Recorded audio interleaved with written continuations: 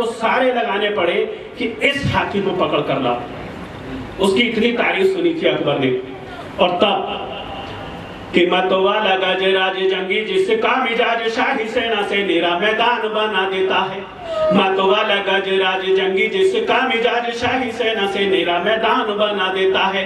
जंग लड़ेला जवाब ताकत भी बेहिसाब जिधर भी मुड़ शमशान बना देता है। वीरता से लड़ा वह बैरी बीच खड़ा वह अरी लाशों से वो कब्रिस्तान बना देता है। और मेवाड़ी मिट्टी का रंग कुछ हवा पानी संग राम प्रसाद को महान बना बात है, बहुत सुंदर। और सेना थी मुगल सभी महावत टूट पड़े रणभूमि बीच आज रुक गया वक्त था। सेना थी मुगल सभी महावत टूट पड़े रणभूमि बीच आज रुक गया वक्त था। घिर गया चहु और मिली नहीं कोई ठौर बांध पे ही जंजीरों से हो गया अशक्त था। रोम रोम में बसे थे राणा जी के संस्कार गज की रगों में रमा स्वामी भक्ति रक्त था। और छटपटाता ही रहा मुगलों के बंधनों में राम प्रसाद भी स्वाधीनता का भक्त था। राम प्रसाद भी स्वाधीनता का भक्त था। और साहब एक छंद विशेष आपके बीच पढ़ना चाहता हूं। 18 जून को युद्ध में चेतक की बात करना चाहता हूं। चेतक एक दिव्य चेतना थी जो महाराणा प्रताप जी के साथ देने के लिए ऊपर वाले ने भेजा। उन्हें पशु तो कहा ही नहीं जा सकता, उन्हें जानवर कहना तो बहुत बड़ी मूर्खता है। उस दिव्य चेतना के प्रति आपके मन में श्रद्धा देखना चाहता हूं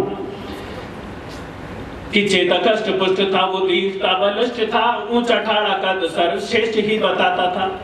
चेतक कष्ट पुष्ट था वो दीप्ता बलिष्ठ था ऊंचा ठाड़ा कद सर्वश्रेष्ठ ही बताता था। और स्वामी भक्ति की मिसाल दिखता था वो विशाल जिसने भी देखा देखता ही रह जाता था।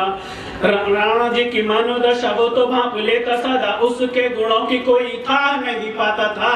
और पवन भी देख दंग मन चला संग संग महाराणा संग पद चिन्ह वो बना। बहुत अच्छे। महाराणा संग पद चिन्ह वो बनाता। बहुत बढ़िया अक्षय भाई। और साहब हल्दी घाटी के युद्ध से एक क्षण इस मातृशक्ति के श्री चरणों में निवेदित करना चाहता हूं। आप सबने हमेशा पढ़ा होगा कि अकबर दी ग्रेट, लेकिन आप सबने कभी महाराणा प्रताप महान थे ये नहीं पढ़ा, क्योंकि हमें पढ़ाया ही नहीं है। मैं इन बच्चों को वो संस्कार सिर्फ और सिर्फ आप दे सकते हैं, इसलिए मैं आपसे निवेदित करता हूं कि बच्चों के बीच समय दिया है।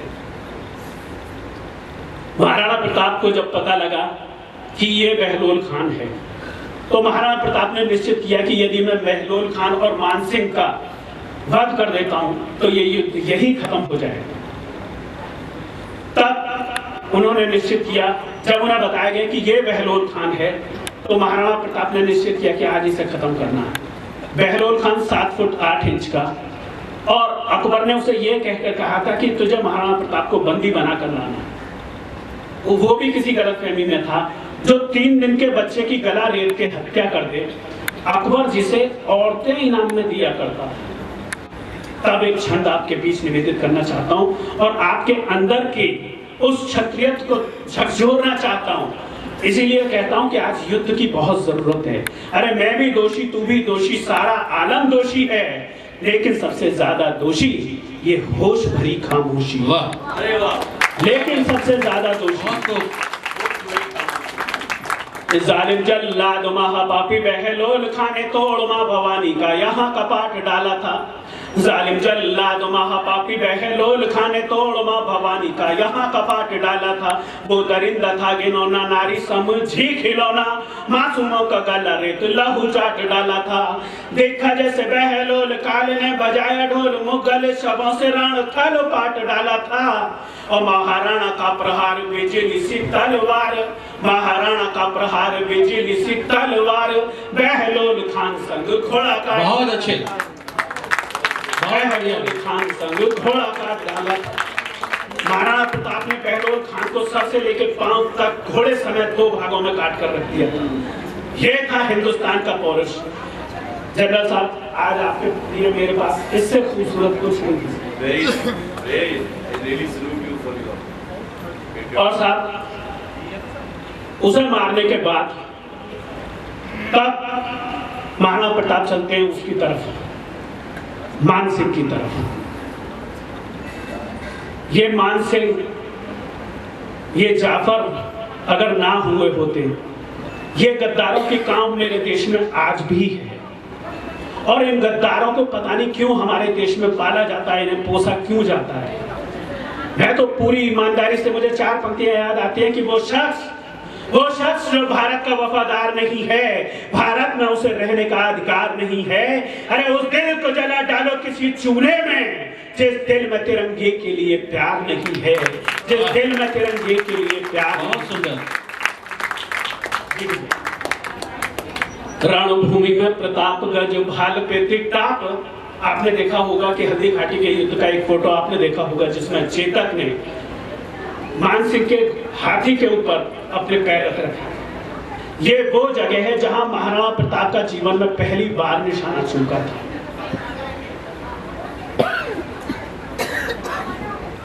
जो आप जी रहे हैं, आप 5 स्टार का रोज खाना खा सकते हो, आप एक से एक बढ़ के पकवान खा सकते हो, एक से एक जगह घूम सकते हो, लेकिन जो संवेदना आज यहाँ मंच से जी जा रही है या जो सुन रहे हैं, ये दोबारा सुनने को नहीं मिलेगी। आप एक बार जोरदार तालियां बजाइए और भाई अक्षय का स्वागत करें। जो भाल पे टिकटाप कभी एक चेतक का पांव कट जाता।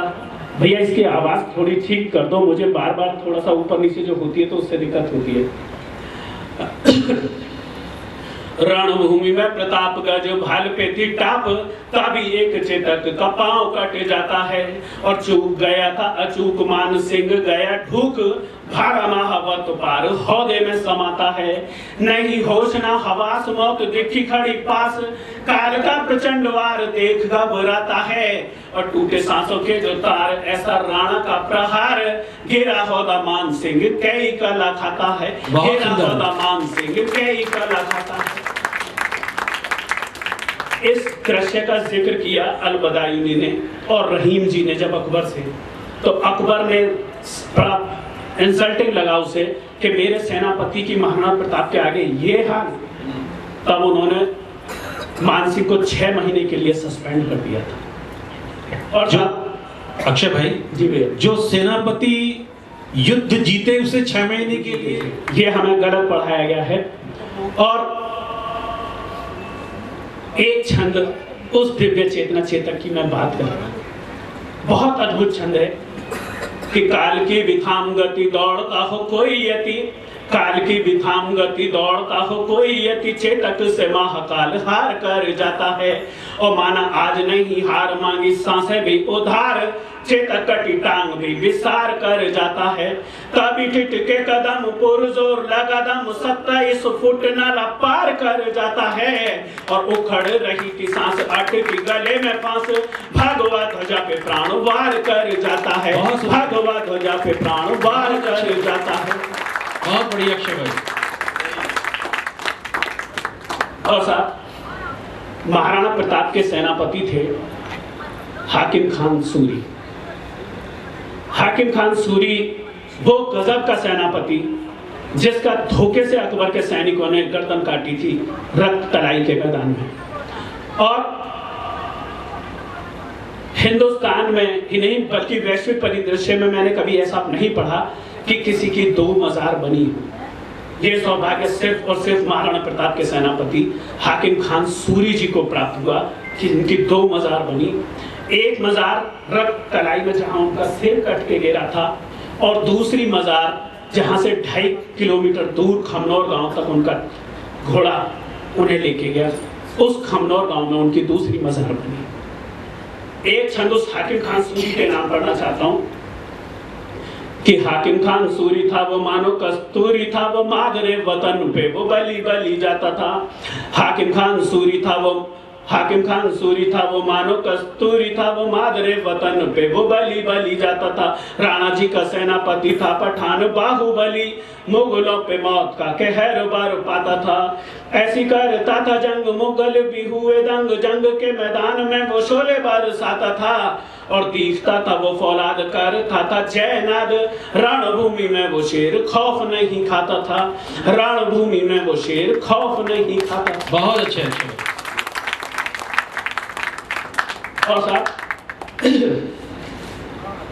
मैं आपके बीच एक छंद और निवेदित करना चाहता हूं, लेकिन इससे पहले एक बात आपसे कहना चाहता हूं, वो ये कि हमारे यहाँ भीष्मियत कुछ लोगों के ऊपर हावी रहती है और आप भली भांति समझ गए होंगे। मैं नाम नहीं लूंगा वरना आप सब समझ जाएंगे कि मैं सुनहरी लाल की बात कर रहा हूं।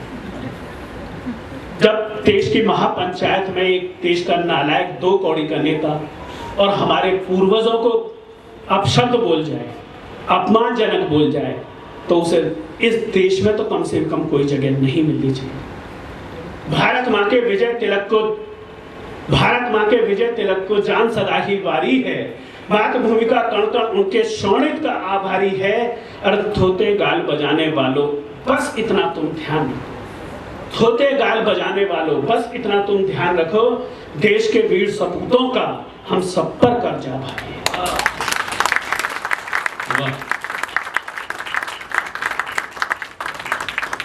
वियतनाम 20 साल जिसने दुनिया के दादा को अपने जूते की नोक पर रखा, वहां का सेनानायक जिसका नाम हो ची मिन,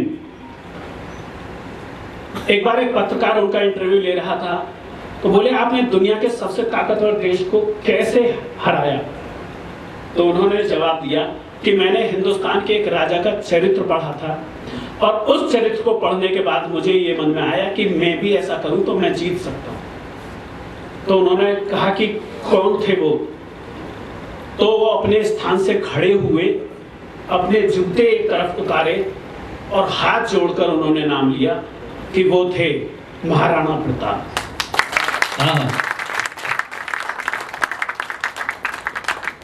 तो जहां समूचे विश्व में ये सम्मान मिलता हो हमारे पूर्वजों को, मैं ये मानता हूं कि हमारा कोई हक नहीं होता कि मैं किसी के भी पूर्वजों को अपमानित करूं। और ये बात हम सबको समझनी भी चाहिए।